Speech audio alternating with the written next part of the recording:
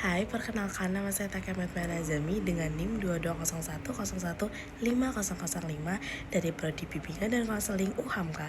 Saat ini saya sedang melakukan praktik bimbingan kelompok di SMA N 13 Jakarta dan semoga ini bermanfaat. Selamat menonton. Assalamualaikum warahmatullahi wabarakatuh. Waalaikumsalam warahmatullahi wabarakatuh. Selamat pagi teman-teman. Pagi, Bu. Gimana kabarnya hari ini?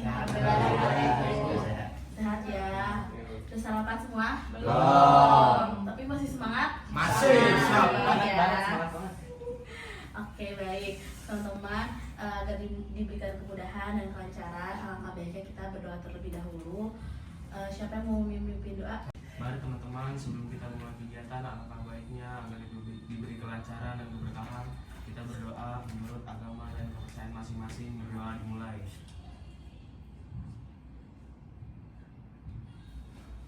Berdoa dicukupkan. Oke, baik.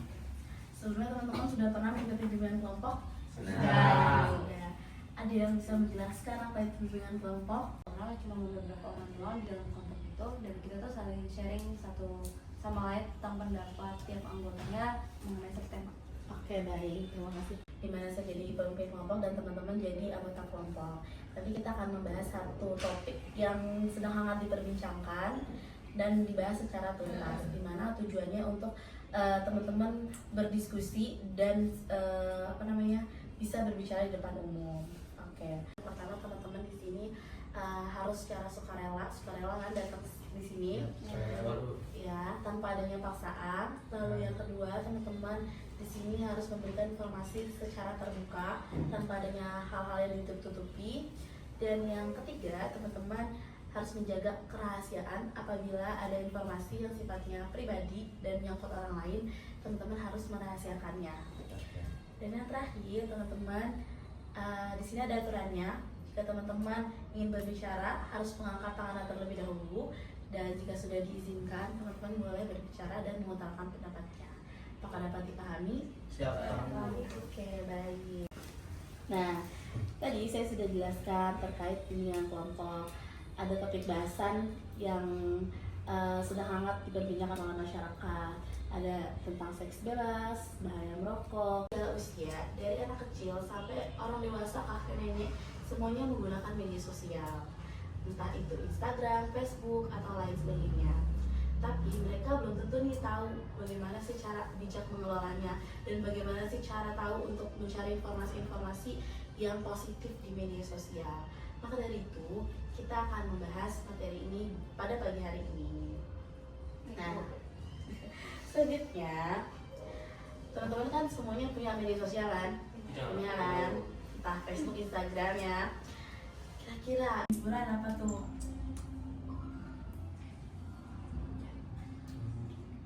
Kalau komunikasi bisa. Oh ya, bisa berkomunikasi dengan orang lain ya. Ada lagi yang perempuan-perempuan? Cukup. Ya betul ya yang tadi dikatakan oleh temannya. Jadi manfaat dari media sosial yang dikatakan oleh teman-teman bisa yang teman-teman punya. Kira-kira teman-teman mencari informasi yang edukatif dan positif itu di platform media sosial mana nih? Instagram, Twitter, ada lagi TikTok. Semua media sosial itu baik, tinggal bagaimana kita mengaturnya dan mencari cara untuk mencari konten-konten yang positif. Kira-kira coba teman-teman flashback dulu nih, kapan terakhir kali teman-teman mencari atau menemukan konten-konten edukatif dan positif di media sosial? Tadi malam. Kontennya apa tuh? Kayak mungkin sosial eksperimen, Bu. Oh, sosial eksperimen Itu kan ya. edukatif. Iya betul, bisa. Karena kan semua ada manfaatnya ya. Ada lagi kapan? Mungkin sekitar Ada informasi yang teman-teman bisa dapatkan di platform TikTok juga banyak informasi-informasi tentang pembelajaran, tentang apapun ya. Nah, selanjutnya pasti setiap yang kita lakukan tuh ada pertanggungjawabannya kan. Apa yang kita lakukan kita tanggung jawab ke diri sendiri kah, ke orang lain gitu. Nah, kalau dalam konteks media sosial, kira-kira siapa sih yang bertanggung jawab untuk mengontrol media sosial kamu? Apakah guru? Informasi dari media sosial, karena kan media sosial sekarang tuh sebutannya bukan itu sih, jatuhnya kayak instan, jadi kayak cuman sepenggal berita lalu disebarkan ke media sosial tanpa, biasanya sih kayak oknum-oknum tuh tanpa hal yang jelas, dia tuh hanya memberikan informasi secara setengah gitu tanpa ada keterangan lanjutan. Ya, betul ya. Ada lagi teman-teman? Pertanyaannya juga Kak, kenapa kamu perlu memanfaatkan Mungkin kita semakin produktif ya, takutnya kita kebablasan menyebarkan yang seharusnya tidak kita sebarkan, dan justru ntar malah berpengaruh kepada pas kita mau nyari kerja, ntar sama pihak atasannya itu dicari-cari lah ini orang punya sosial media, terus sosial media itu kayak mengandung sesuatu yang negatif atau data-data yang tersebar, dan malah jadi jelek buat diri kita. Iya betul ya. Kita memang harus memanfaatkan media sosial untuk hal positif.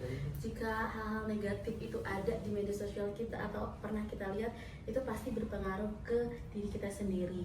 Lalu ketika sudah diupload hal negatif di media sosial kita, ada yang namanya jejak digital yang susah sekali dihapus gitu. Memang itu semua yang kita lakukan di media sosial atas kontrol kita, makanya kita harus menggunakan secara bijak begitu teman-teman. Yang terakhir, kira-kira teman-teman bagaimana nih ya mengatur waktu untuk menyelam di media sosial dan belajar di media sosial? Bagaimana cara mengaturnya antara belajar, antara mencari hiburan di media sosial?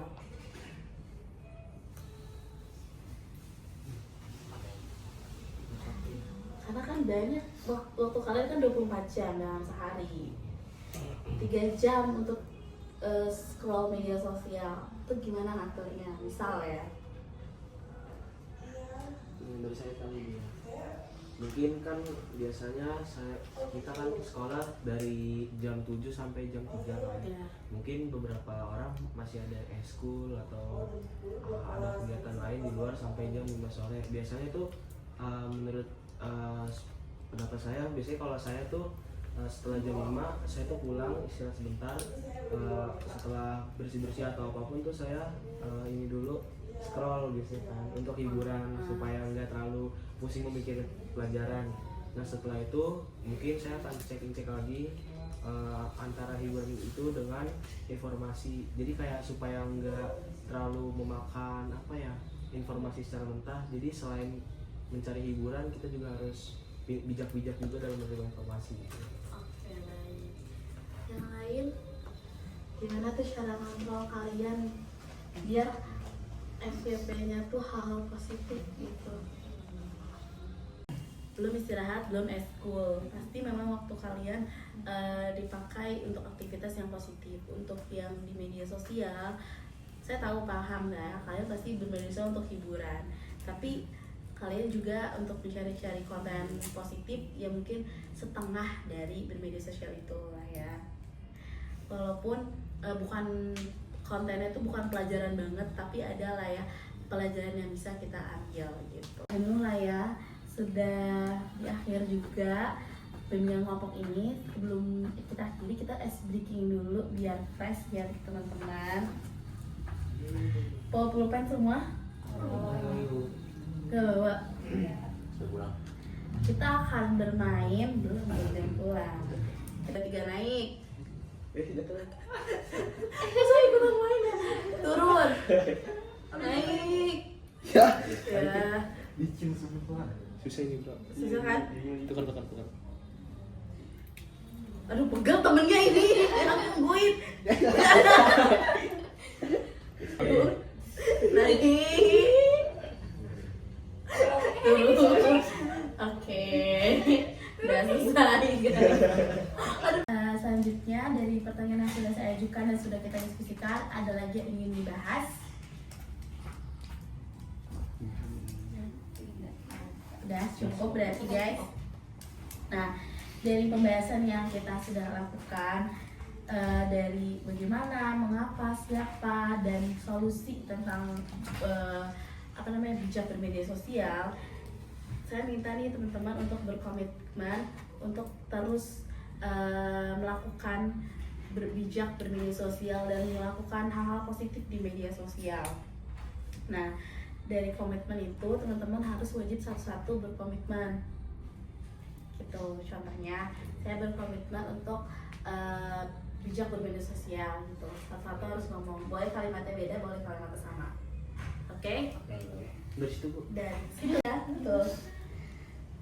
Tapi untuk saya sendiri, saya akan berusaha berkomitmen untuk lebih bijak dalam menggunakan media sosial. Berkomitmen akan lebih bijak menggunakan media sosial, baik dalam mencari apapun itu atau ya menyaring informasi yang diberikan oleh FYP saya.